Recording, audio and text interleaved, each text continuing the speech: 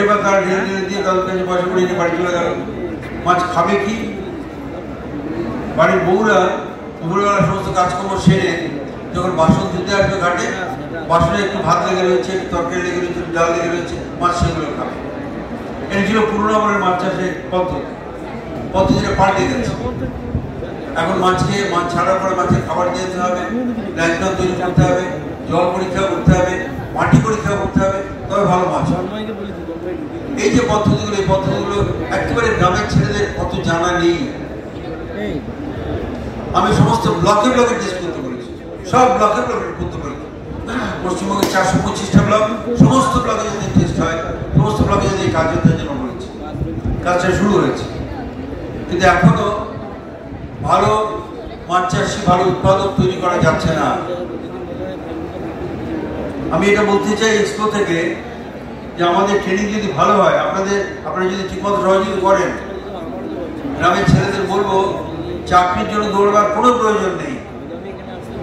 তোমার যদি দুটো পুকুর থাকে, প্রতি মাঠে 15,000 টাকা 20,000 টাকা করে রোজগার করা তোমার কোনো অসুবিধা নয়, এটা হয়েই যাবে।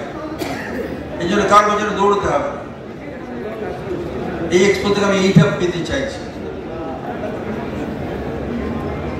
আমি যদি আমার ছেলেদের বলতে পারি যে তুই ভালো করে মাছটা চাষ করেন, বুঝে না ভালো করে কি করে করা যাবে, তাহলে তারা স্বাবলম্বী হবে, তাহলে তারা এটার প্রতি মনোযোগ দেবে। আর এটা করতে গেলে কি কি করতে হয়, মাছের খাবারের কত সূক্ষ্ম ব্যবস্থা আছে সেগুলোকে জানতে হবে, তাদের জানাতে হবে সবাইকে। জল কেমন করে হয়, কোন জলে কি কি চাষ হবে, পুকুরে গভীরতার কতটা থাকা উচিত, মাটি কেমন থাকা উচিত, তার যে পরীক্ষাগুলো আমরা জুনপুরে শুরু করেছি, আস্তে আস্তে চারিদের মধ্যে প্রচার করতে আরম্ভ করেছি। তোমরা এসো জুনপুরে, তোমরা দেখো, দেখে তোমরা পরীক্ষা করতে আরম্ভ করো, উৎপাদন করতে আরম্ভ করো। যত এগুলো করা যাবে তত ছেলেরা স্বাবলম্বী হবে, মাথা উঁচু করে দাঁড়াবে, তারা নিজেরা নিজের পায়ে দাঁড়াবার জন্য আরো সাহসী হবে, তারা ঝুঁকি নেবে আরো বেশি। এই বিজ্ঞানসম্মত পদ্ধতি যদি চালু করতে না পারি, তাহলে আমরা খুব সফল হচ্ছি না, আপনারাও খুব সফল হচ্ছেন না। মানে আপনাদের সঙ্গে আমাদের কোনো ঝগড়া নেই, বিচার করি। যত আপনারা এগিয়ে আসবেন এবং আমাদের সঙ্গে যত কোলাবোরেট করবেন এবং আমরা যত আপনাদের সঙ্গে এগিয়ে যাবো, একটা বন্ডিং হবে। সেই বন্ডিং এর মধ্যে দিয়ে কিন্তু প্রকৃতপক্ষে আমরা এগোবো। আমরা এগোচ্ছি, অনেকটাই এগিয়েছি।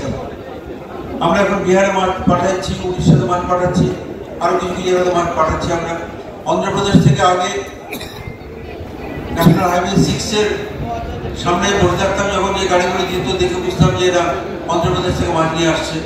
এখন আমদানি কমে গেছে, আগের চেয়ে অনেক কমেছে, কিন্তু আমরা নির্মূল করতে পারিনি এখনো। এবং নির্মূল করার শুধু না, আমাদের টার্গেট হবে কি করে এক্সপোর্ট করবো আরো বেশি করে থাকবে। করতে গেলে আমাদের উৎপাদন বাড়াতে হবে, এবং উৎপাদন বাড়িয়ে আমরা যদি ঠিকমতো করতে পারি তাহলে এটা হবেই হবে। সৌভাগ্যবশত আমার দপ্তর অনেক উদ্যোগী হয়েছে এবং অনেক জায়গাতে ট্রেনিং হচ্ছে। এবং আমি দপ্তর অফিসারদের বলেছি যে উদ্যোগী ছেলে খুঁজে বার করো, তাদের বলো, তারা যদি এন্টারপ্রেনার হতে পারে, নিজেরা যে মাছ উৎপাদন করে নিজেরা স্বাবলম্বী হয়, এবং সেই কাজগুলোর কাছে ত্বরান্বিত হচ্ছে। মাছের কোনো অংশই ফেলে দেওয়ার নয়। এখন আমি বাজারে গিয়ে দেখি মাছের আঁশ ঝাঁটিয়ে কুড়িয়ে নিচ্ছে, আঁশ দিয়ে নানা ধরনের শিল্পকর্ম তৈরি হচ্ছে। মাছের আঁশ পচিয়ে সার হচ্ছে, সেই সার ব্যবহার হচ্ছে গাছের উৎপাদন। ফলে মাছ যে কোনো অংশে ফেলে দেওয়ার নয়, কোনো অংশে ছোট করে দেখবার নয়, এটা যে অত্যন্ত গুরুত্বপূর্ণ একটা দিক, এটা আমরা ক্রমশ বুঝতে পারছি। এবং আমাদের ছেলেরা এটা করতে পারলে স্বাবলম্বী হবেই, এবং সেই সঙ্গে আমাদের প্রোটিনের যে অভাব সেটা আমরা পূরণ করতে পারবো। এই দৃষ্টিভঙ্গিতে সবাইকে ট্রেনিং দিতে হচ্ছে। আমার সৌভাগ্য যে অসংখ্য ছেলে তারা নতুন করে এই উৎপাদনের দিকে এগোচ্ছে। আমার ভাবতে ভালো লাগছে যে তারা নতুন নতুন চিন্তা ভাবনা করতে আরম্ভ করছে। এই এক্সপোতে এসে আমার এটুকু আনন্দ যে আপনারা এটাও ভাববেন যে লিখছেন সুন্দর করে, সুস্থতা এখন চিংড়ির সাথে, চিংড়ি যেন থাকে সবার পাতে। মানে আপনারা এসব নিয়ে যে কবিতার মতো করে ছন্দ করে পড়ছেন, এদিকে ভালো লাগছে আমার যে আপনারা এগুলো নিয়ে ভাবতে আরম্ভ করেছেন। একদিন পর্যন্ত মাছ নিয়ে এরকম সুস্থ চিন্তা খুব বেশি হতো না, এটা আনন্দের কথা। ছোট ছোট মাছ হারিয়ে যাচ্ছে।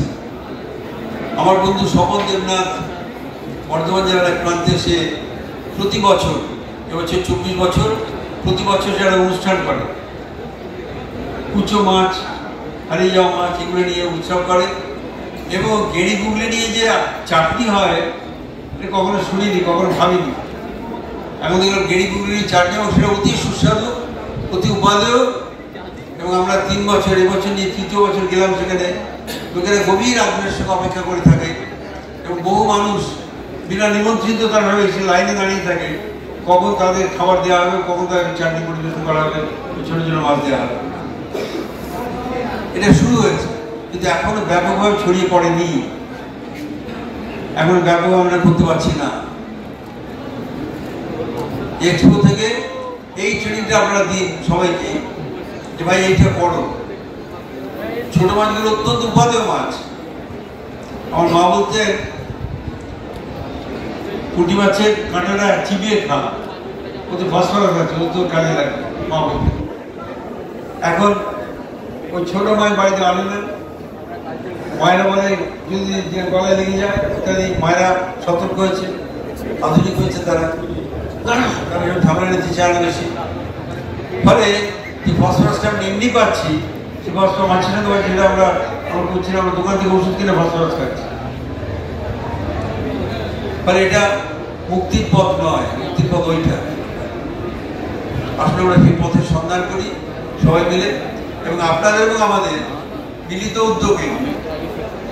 মাছ ছাড়া আমরা স্বাবলম্বী হব নয়, মাছ ছাড়া আমরা উৎপাদন করে আমরা অন্ধ্রপ্রদেশে পাঠাবো মাছ, আমরা অন্যান্য জায়গায় পাঠাবো মাছ, এই দিনের জন্য অপেক্ষা করে বসে আছি।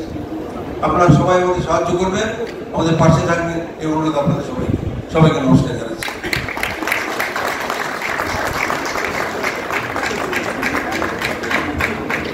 অসংখ্য ধন্যবাদ। আমার সবার প্রিয় honourable chief guest Shri Biplab Roy Chowdhury মহাশয়, minister in charge, department of fisheries, government of West Bengal. Sir থেকে আমরা অনেক কিছু জানলাম। সত্যি মাছ, মৎস্য চাষ এবং মৎস্য উদ্যোগীদের